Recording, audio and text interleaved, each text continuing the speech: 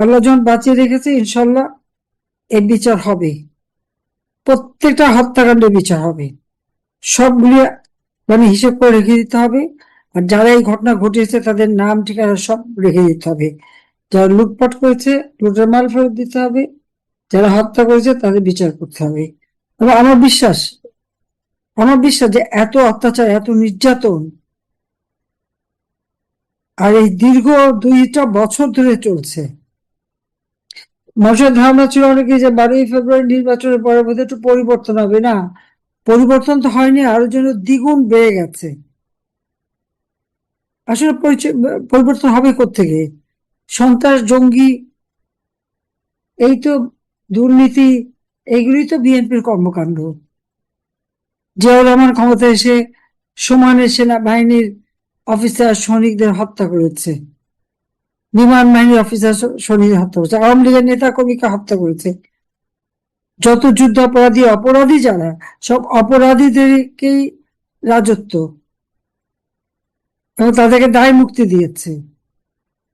একটা বিশ্ব বাটপার ইউনূস 6,000 টাকা বেতনের চাকরি করত, সারা বিশ্বব্যাপী এত সম্পদ বানালো কিভাবে? কেন আমার অবাক লাগে, কেউ চিন্তা করতে পারলো না, জিজ্ঞেস করতে পারে না? গ্রামীণ ব্যাংকের আইন আছে 60 বছরের বেশি থাকতে পারবে না। 70 বছর হয়ে গেছে, এমডি থাকতে হবে, কারণ এমডি না হলে তো পয়সা কামাতে পারবে না। গ্রামীণ ব্যাংকের জায়গা দখল করে বসে আছে, বিল্ডিং এর ফ্লোর দখল করে বসে আছে, আর গ্রামীণ ব্যাংক নিয়ে মাতুব্বরি করে। সে গ্রামীণ ব্যাংকের কে? সে তো 6,000 টাকা বেতনের কর্মচারী। সমস্ত টাকা অর্থ আত্মসাৎ করে এরপরে সারা বিশ্বকে বোকা বানিয়ে ক্ষমতায় এসে দেশ বিক্রি করে, দেশকে সর্বনাশ করে আজকে বিদায় নিয়েছে। তাও মানুষ বিদায় দিয়েছে।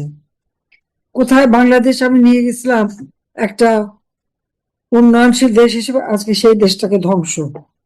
কাজে এই ধ্বংসস্তূপের উপর দাঁড়িয়ে এখন তারা এসে মানুষ খুন করা শুরু করেছে, মায়ের কোল খালি করছে।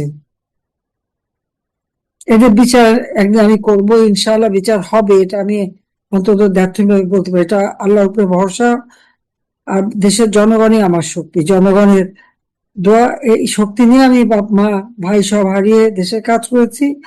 আর আর একবার বোধহয় এই এই সমস্ত জঞ্জাল ছাপ করার জন্যই আল্লাহ আমাকে বাঁচিয়ে রেখেছে। কাজেই যারা স্বজন হারা বেদনা নিয়ে আছেন, আমি শুধু তাদের বলবো, আমাদের দিকে তাকান। আমরা তো একদিনে সব হারালাম। আপনজন একজন হারলে কেউ সহ্য করতে পারে না, আর আমি কি সহ্য করে আছি। এই কষ্ট ব্যথা সহ্য করে তো এই দেশের উন্নতি করেছিলাম, কিন্তু সেটা ধ্বংস করে দিল। আর সেই মানুষগুলিকে কি কষ্ট দিচ্ছে, এর প্রতিকার হবে। এখন হত্যা, ধর্ষণের শিকার, নির্যাতন, নিপীড়নের শিকার, শোষণ, বঞ্চনার শিকার মানুষের উদ্দেশ্যে বক্তব্য রাখবেন মহান নেতা, বঙ্গবন্ধুর সুযোগ্য কন্যা, দেশরত্ন জননেত্রী শেখ হাসিনা। শ্রদ্ধেয় নেত্রী।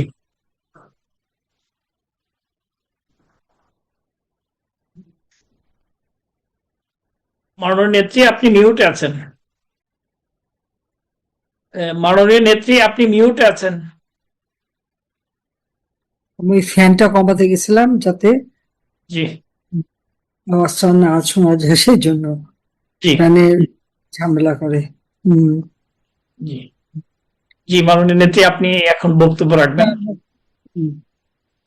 বিসমিল্লাহির রহমানির রহিম। আজকে দায় মুক্তির পর্ব 84-তে যারা নির্যাতিত এবং আজকে যারা শহীদ হয়েছে তাদের বক্তব্য শুনলাম। কত মায়ের কোল যারা খালি করেছে, কত বোনের ভাই হারা কান্না, তারা কান্না, বাংলার আকাশ বাতাস আজকে ভারী। এই 1 আগস্ট, এই আগস্ট মাসটাই আমাদের জন্য যেন খালি কষ্ট দুঃখই নিয়ে আসে। বাংলাদেশের মানুষের ভাগ্য পরিবর্তন করবার জন্য আমার বাবা দেশটা স্বাধীন করলেন, মানুষকে একটা সম্মান দিলেন। আর সেখানে কি পেলেন? প্লেন বুলেট, নিম্ন বুলেটের আঘাতে আমি হারালাম আমার বাবা, মা, 3 ভাই, 2 ভ্রাতৃবধূ, আমার চাচা, আত্মীয় পরিবার পরিজনকে। আর বাংলাদেশের মানুষ, তারা হারালো তাদের জীবনের সব স্বপ্ন, ভেঙে চুরমার হয়ে গেল। তাদের জীবনটাকে উন্নত করার যে স্বপ্ন নিয়ে জাতির পিতা স্বাধীন করেছে, সেই স্বপ্ন ভঙ্গ হলো। তাদের উপর চললো জুলুম, অত্যাচার, নির্যাতন।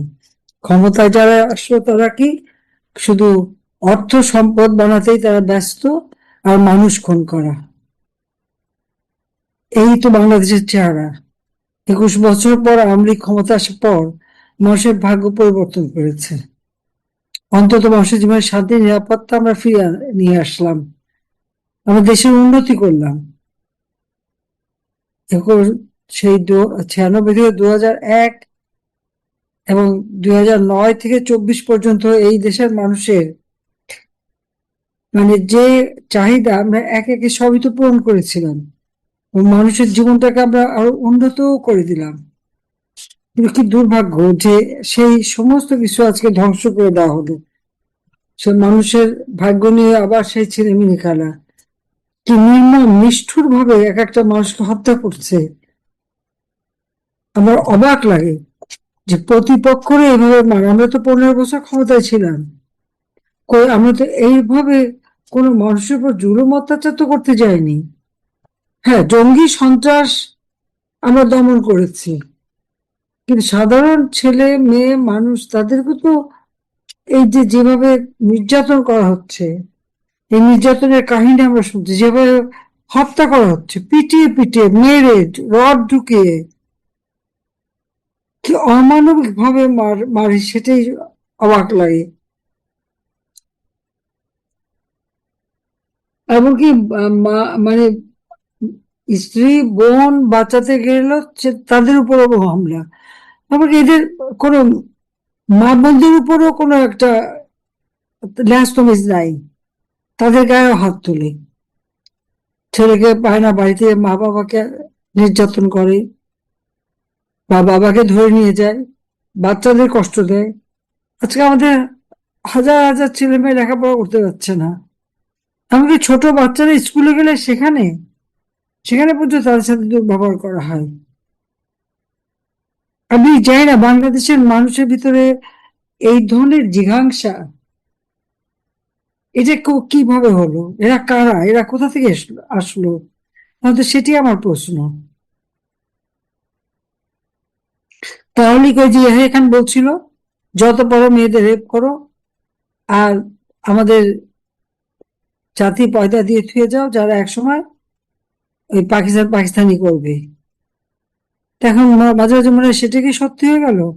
পাকিস্তান হানাদার বাহিনী যেভাবে এদেশের মানুষের উপর নির্যাতন করেছিল, এই এক শ্রেণী এসে ঠিক একইভাবে নির্যাতন করে যাচ্ছে।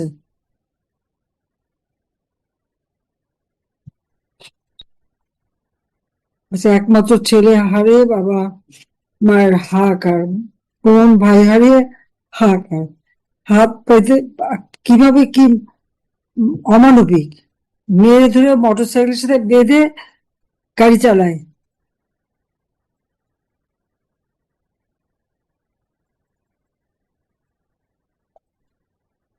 এবং মরে গেছে মনে করে ফেলে দিয়ে আবার যখন দেখে যে না, আবার অত্যাচার করে। আর এই অত্যাচার কয়েকজন পুলিশের কাছে দেয়, কিন্তু যারা অত্যাচার করলো তাদের কোনো বিচার হয় না। অত্যাচারিত যে তারই উপর বিচার। আজকে শিক্ষক বলেন, বিভিন্ন নেতাকর্মী বলেন, যাই বলেন, সব জায়গায় একই চেহারা, একই অবস্থা। এর একটা প্রতিকার আমাদের করতেই হবে। যাই না, আল্লাহ যখন বাঁচিয়ে রেখেছে, ইনশাল্লাহ এর বিচার হবে। প্রত্যেকটা হত্যাকাণ্ডের বিচার হবে। সবগুলি মানে হিসেব করে রেখে দিতে হবে। আর যারা এই ঘটনা ঘটিয়েছে তাদের নাম ঠিকানা সব রেখে দিতে হবে। যারা লুটপাট করেছে, লুটের মাল ফেরত দিতে হবে। যারা হত্যা করেছে তাদের বিচার করতে হবে। এবং আমার বিশ্বাস যে এত অত্যাচার, এত নির্যাতন আর এই দীর্ঘ 2টা বছর ধরে চলছে। মানুষের ধারণা ছিল অনেকে যে 12ই ফেব্রুয়ারি নির্বাচনের পরে বোধহয় একটু পরিবর্তন হবে। না, পরিবর্তন তো হয়নি, আরো যেন দ্বিগুণ বেড়ে গেছে। আসলে পরিবর্তন হবে কোত্থেকে? সন্ত্রাস, জঙ্গি, এই তো দুর্নীতি, এইগুলোই তো বিএনপির কর্মকাণ্ড।